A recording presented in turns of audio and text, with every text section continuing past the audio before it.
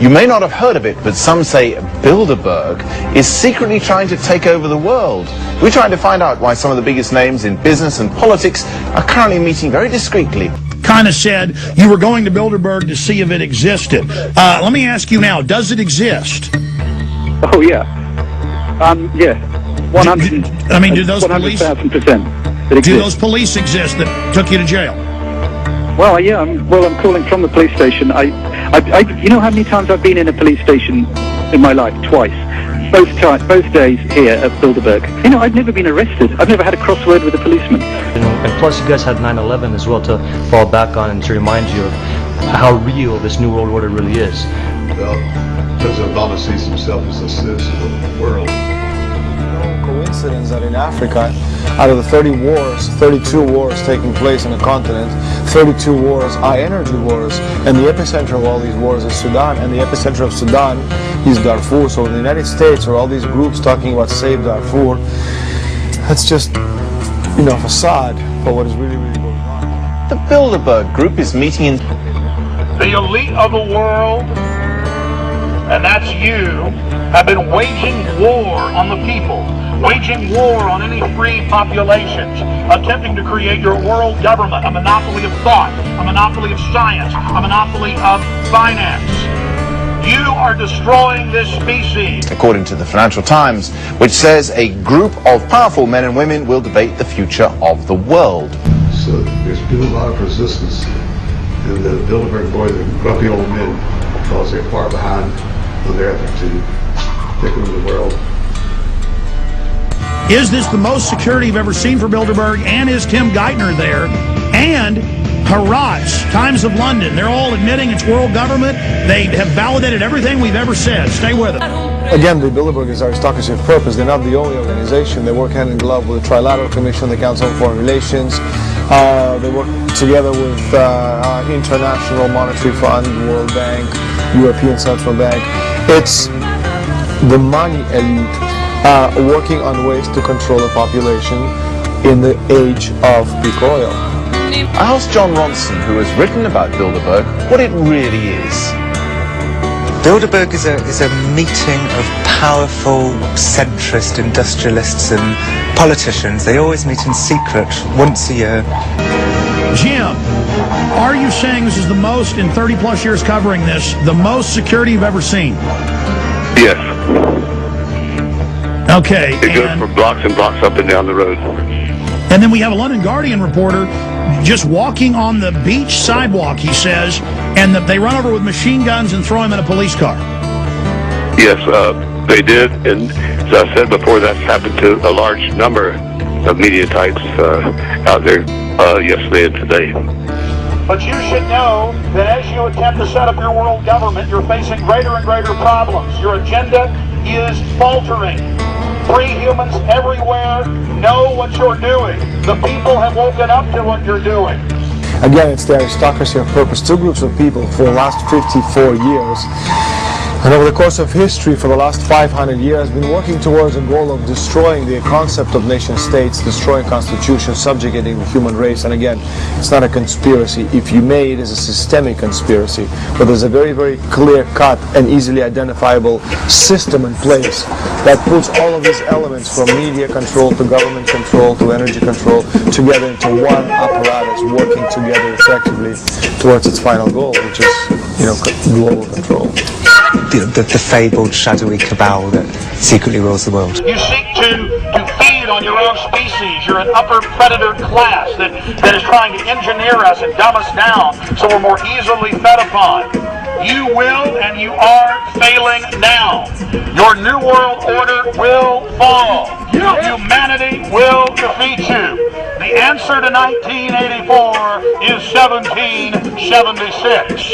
And they think the idea of a world government, which is what Bilderberg is into by and large, the idea of a one world community, a new world order. You know, they see that as... They see themselves as a government as opposed to a group of world leaders or people with influence at a global level who are talking about global issues, do they? They see themselves as headhunters. They'll get an up-and-coming politician who they think may be president or prime minister one day, and as globalist industrialist leaders who believe that politics shouldn't be in the hands of the politicians, they try and influence them with wise words in the corridors outside the sessions. The common premise is that the governments rule and make up the rules. They actually don't. It's the men behind the curtain that do all the ruling. And the men behind the curtain, people such as David Rockefellers of the world and the Rothschilds and the Queens of England and so forth, their idea is control of not only natural resources but all the corporations, which they do, which is again why Bilderberg is. To David Rockefeller, to the Rothschild representatives here, to the Queen of the Netherlands, to all of you, we tell you, you are not our queens, you are not our kings, you are not our gods, we do not belong to you, we are not your slaves. We stand as free humans, have stood since the beginning of time against the strong men, against the thugs, against the bullies. We are here telling you that we will resist the New World Order. We will defeat your world government. We will defeat world taxation. We will defeat your control grid. I mean, they're a bunch of powerful people. They meet in secret. The idea of globalization will again go back to the idea of nation states. By destroying nation states and destroying borders, creating regional blocks, suddenly the goods go from one end to the other. But there's another hidden side to it as well.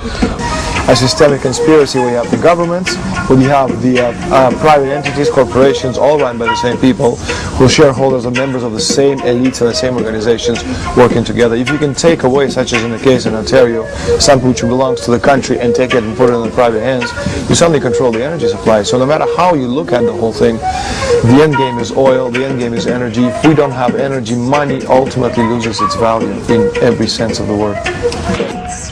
And I stand before the creator of the universe, and I ask the creator of the universe, as our founding fathers did in 1776, to lead, guide, and direct us, and to give us the power and the foresight and the understanding and the will to stand against your entire agenda, including your final plan of world population reduction of 80% that Henry Kissinger penned in 1973.